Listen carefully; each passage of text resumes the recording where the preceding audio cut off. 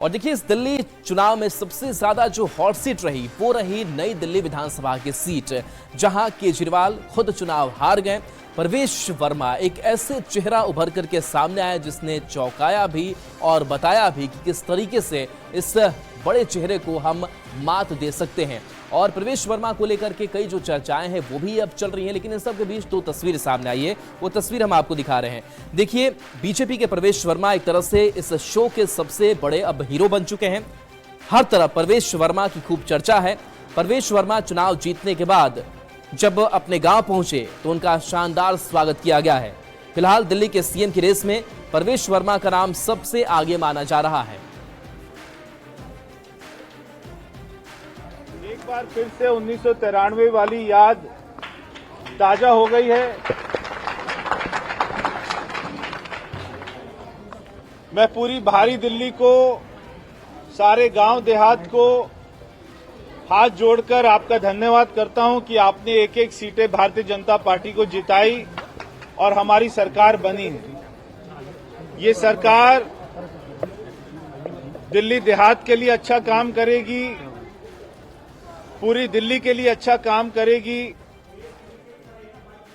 दिल्ली का दंगल जीतने के बाद से अब चर्चा इस बात की है कि आखिर मुख्यमंत्री कौन बनेगा, दिल्ली का सीएम कौन बनेगा। इसको लेकर के कई जो नाम है वो रेस में है, लेकिन इन सब के बीच बीजेपी के लिए माना जाता है कि वो कई बार चौंकाने वाले फैसले लेती है। एक नया चेहरा, एक नया नाम सामने आ जाता है। लेकिन इन सब के बीच जो कुछ रेस में नाम है वो भी लगातार चर्चा में है। खास करके प्रवेश वर्मा की बात कर ले, जो इस बार नई दिल्ली विधानसभा सीट से जीत करके सामने आए। इसके साथ साथ बाकी जो नाम है वो आप तक पहुंचा रहे हैं।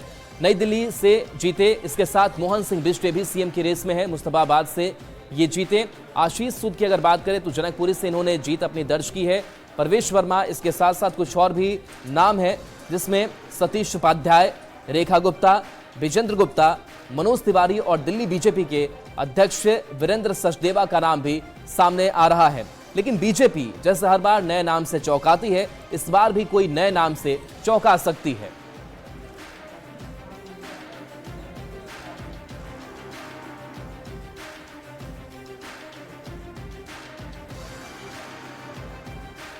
और देखिए, 2025 में 225 जीतेंगे। ये हम बात कर रहे हैं बिहार से जुड़ी हुई खबर की, जहां पर एलजेपी आरवी प्रमुख चिराग पासवान ने यह दावा किया है और एनडीए भी बिहार में गदगद दिखाई दे रही है। यानी कि दिल्ली का जो असर है वो बिहार में भी पड़ता हुआ दिख रहा है।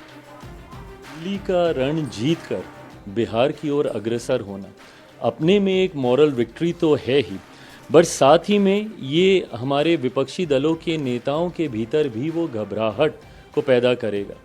तो मैं मानता हूँ कि जिस तरीके से दिल्ली में प्रचंड जीत हुई है हम लोगों की, उसी तरीके से बिहार में भी आप देखिएगा 225 प्लस सीटों के साथ इस बार बिहार में हम लोग सरकार बनाने जा रहे हैं। नवादा से